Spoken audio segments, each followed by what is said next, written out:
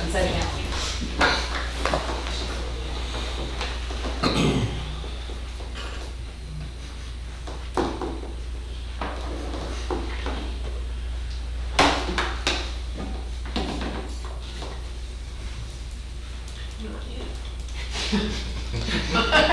We're not live yet. Never live, but it's We're on not Facebook. live yet. I mean, you can. Does anybody, you got any viewers? There are 2 watching when I logged in. It is 4 o'clock on August 29th, 2023, and I call this emergency meeting of the Conway City Council to order. And we'll follow the agenda. The consideration of the emergency ordinance will actually happen after we hear from staff. Mr. Emmerich. Mayor, unfortunately, we're pretty good at this process. If it's okay with you, I'd like to turn it over to Fire Chief Lee Hendrick to give us sort of a briefing on the storm, and then have him turn it back over to me for the consideration of the ordinance. Absolutely. Thank you. Chief. Mayor and council, we've been on coordinated calls all day with National Weather Service, local authorities, and a little bit from the state. And where we're at right now is the storm is now hurricane strength. We're under tropical storm watch. We'll be in a flood watch tomorrow. We're looking at range anywhere from the 4 to 8 inch range. It kind of goes back and forth with each model update. Locally heavy in some areas, it can be up to 10 inches. No evacuation orders anywhere in South Carolina as of yet. Looking at winds inland 20 to 30 miles per hour with gusts up to 30 to 40, and along the coast will be 30 to 40 with gusts 40 to 50. So a little bit of difference there, but not much. The river's low, which is a good thing, so we're not looking at any riverine flooding, but and the Little PD and Waccamaw are not anticipated to flood at all. They're still in the green, so we'll knock on wood there. But we do have a high likelihood of a flash flood event, and that should be anywhere Wednesday night into Thursday, and any shift in the track of the storm could drastically change this forecast. So we're monitoring those updates as they come out every 3 hours. And we're going to have a skeleton crew on standby throughout the storm for emergency operations. Thank you so much. So the last update we got, I think they're expecting the hurricane to be a Cat 3 or higher when it comes ashore. The water in the Gulf and the water in the ocean is incredibly warm, which intensifies the storms. The good news for us, and what gives us a little bit of optimism, I guess is the right word, is that it's going to be going across a lot of land before it gets to us. So it's going to go across Florida, across Georgia, across most of South Carolina before it gets to us. And that's sort of why they're not 100% sure on where the track is going to go, but it's been fairly stationary for the last 3 days, basically, of predictions. I'm going to go back to Lee in a second, because I think we're a little bit more optimistic than we usually are, but Lee is not, and I'm going to let him talk about why he's not before we go into the emergency order. No matter where even if Lee wasn't optimistic, I think we'd still be in the room today, because there is a likelihood of there being storm damage, either here or at the coast. It's really not sure. If there's a flash flood and somebody's home is ruined, then we need a state of emergency to be able to address that. And to be able to make sure there's funding in place to recoup our costs. That's the biggest reason right now we're doing this. We are going to operate the EOC with really the barest of skeleton crew overnight tomorrow night. Most of us are gonna come in at 4:30 in the morning, when we anticipate, before the sun comes up and we can see what the impacts are. And really that's right after the most intense area is going to be hitting us. So it'll being that not everybody's coming in at that time, but myself, Mary Catherine, John, Lee, we all live in a very close proximity to the EOC. It gives us a chance to be able to spend the night in our bed and save some costs for the city, and get there when it makes sense to get there and be able to hit the ground running when the daybreak comes. We will have some crews from Public Works and and fire and police overnight monitoring the situation. If it goes south before then, we're able to get there quickly enough to be able to rally.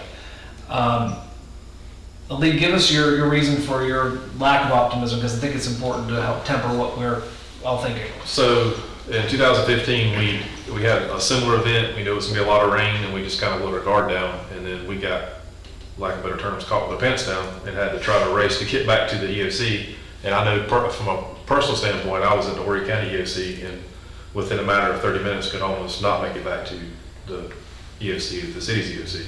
So I saw how quickly things can change, and my biggest fear is that if we don't do what we need to do, that we're gonna be caught, on the wayside with this rain event. We've had several storms over the past few years, and we've ramped up the EOC and not had a lot of activity, which is a good problem to have, but I just want to be err on the side of caution. We do have a high water vehicle now that we're going to have in service, and we do have 2 boats. We'll have those, one on one side of the flood cutoff zone, one on the other. That's, by design. That way, if we get cut off, we can respond as needed. So You got 3 boats if you need it. right. Well, the city's got plenty, but just for the fire, we got. And a golf cart. But I think just from my standpoint at that, and in 2016 we had Matthew, same event, a lot of flash flooding. We got to see just how bad it cut off the city and put us into a predicament. So. And I think we all understand that as good as our predictability has gotten, we still don't know. That's Only God knows. And I think just when they keep harping on the slightest of changes on this track can make it go really good or really bad, and I just don't, that alarms me.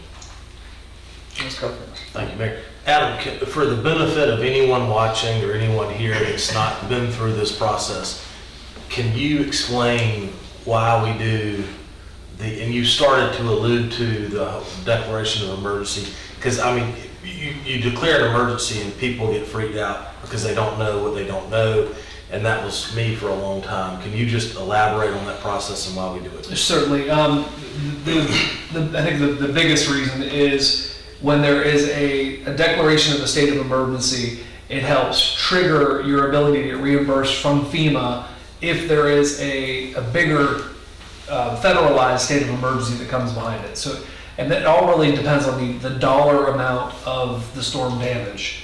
So let's use Ian for an example. Last year we had very little damage in Conway, almost none. I think there was 1 tree down. But Myrtle Beach got hit pretty hard, and a number of the piers were damaged and a lot of beach erosion, and the county damage was high enough that it met the threshold for a federal declaration, which meant we got reimbursed for all of our time. So all of our staff, all of our public safety, all of our public works, all we got reimbursed for all that time that was spent both on storm preparation and on the actual storm itself. That also covered debris removal and things like that. We had very little damage, but we still had a lot of out-of-pocket expenses. I think several $100,000 we've already been reimbursed. $270,000. And that's with $0 in damage. So even if we have no damage, we still have costs associated with the storm, both pre-storm and post-storm. The good thing about, and I'm saying this and I shouldn't, but this is a good primer, hopefully, to get us ready for the next one. And we always anticipate there being a next one. Every storm season we expect to get hit by the big one. And we know it's been a very active Atlantic already, and this is the first one that's impacted us. So if nothing else, it gets us a test one through to see how it goes. I'll take one step further, if you don't mind. Please. We rewrote our emergency operations plan after the 15 and 16 storms. It was in the process of 18. We finally got it implemented in 19. We wanted to go a little bit broader with the emergency operations plan. So a localized state of emergency just means we're in readiness state for any type of disaster or taxing of our resources. We added civil unrest and a lot of other things. So that way we can spend at the EOC. It just means basically we're ready for any needs. So it's not necessarily a hurricane or anything. It's a lot bigger. Like Riverfest, you said, right. qualify. We could technically qualify Riverfest because it taxes our resources to the extent. So does the opportunity to get reimbursed for overtime damage, that kind of thing, sunrise at the point of the declaration? No, the declaration just sort of locks it in. And if we didn't do a declaration, we probably still could get reimbursed, but it'd be a lot more tricky. The declaration adds to the event. So the work that's been done in this week already will be reimbursed if we meet that threshold. So I know Timmy's crews have been out there taking things down and getting wind ready. Brandon's crews have been cleaning all the stormwater drains and ditches.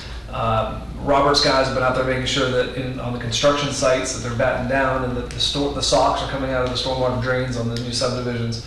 All those things count for storm readiness, and we will be reimbursed for those if there is a declaration because of the state of emergency.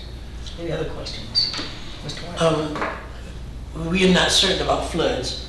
But just to err on the side of caution, will we be having any sandbags or sand anywhere for folks to get if they need it? At this point, no, and the reason is, number one, we're not expecting any riverine flooding, which is where the sandbagging operation would be most valuable because you can anticipate where that's going to be. For a flash flood event like we're expecting, we know where it's likely, Greer Swamp, Crabtree, and the kind of the normal areas, but it shifts from every event to every event. So what we normally do is the sandbagging operation is when we have a much more predictable event. And yeah, it would be a lot of resources taxed in advance of this storm that probably would be wasted. If it was a much more predictable storm, it'd be a lot easier to be able to do that. And just to add, those swamps that you mentioned are bone dry, which is a good thing, which means there's capacity to hold, a lot of water, so that puts us in a good spot. Did either of you mention a prediction of the timing of landfall and then to us? Whether it was Landfall being said. for the storm itself will be probably into tomorrow, and then we should start seeing effects late tomorrow afternoon into the night. I think our peak's going to be somewhere between 1 to 2 a.m. and probably daylight, and then it'll kind of taper off. The good news is once it passes, it's gone, and it'll be beautiful skies after that. So we may have a beautiful end to the day on Thursday. So 1 to 2 a.m. When did you Thursday amend morning. Thursday. Yeah. it's supposed to be a beautiful weekend too. Anyone else? There's a king tide, so Garden City, Cherry Grove's gonna flood regardless. I mean, if there's a 1.5 foot storm surge, They're expecting a 1 to 3 foot storm surge. there you go. So, the likelihood of us getting money out of this, Well, the one thing they did compare So to that- that graph, and to piggyback on what you're saying, is they showed Ian and they showed, Hugo was up here, Ian was here, it's down here, so it's below Ian, which is a good problem. Right. now. It's very good, right. And if it shifts west, we'll get more of the wind. If it shifts east, we'll probably get more of the rain, depending on how far it shifts. And that's, it's not, at this point, it's probably not gonna miss us. So we're gonna have some impacts. They have gone virtual on Thursday for schools and canceled all after-school activities for tomorrow and Thursday. The governor declared a state of emergency about 3:20, 3:30, somewhere there. I believe Horry County was addressing it somewhere this afternoon, and some of the other municipalities are as well. So I think we're all sort of falling in line. And we have gone to OPCON 2, which is basically where a state of readiness for the storm. What are we doing to alert people to take the kinds of safeguards like moving outdoor furniture, those kinds of things? Is it I on know our June's been website? putting messaging out now for 4 days, I think, ahead of it. So through social media, through our access channel. I'm going on WRNN on Thursday morning, but it'll be a little late by then. But that was not why I was going on. So I'll touch on the storm, but hopefully we don't have any damage to report at that point. We've had a lot of media contact asking what the city's doing and what advice we have for the residents. So Mayor, I move that we declare a state of emergency per recommendation of staff and the ordinance outlined 2023-08-29. Thank you so much, Mr. Stewart. I will second Mr. Goffins' motion. Properly seconded motion to approve this declaration of emergency. Are there any comments or any other questions? There being none, all in favor, please indicate so with the showing of your hand. Motion carries unanimously. That concludes our activity today. We'll entertain a motion to adjourn. Mr. White? May I move that we adjourn this meeting? Ms. Helms? We have properly seconded motion to adjourn and go home and get ready. All in favor, please indicate with the showing of your hand. Motion carries unanimously. Thank you all for Everybody. taking your time out of the day. Absolutely. Before you leave, make sure you sign.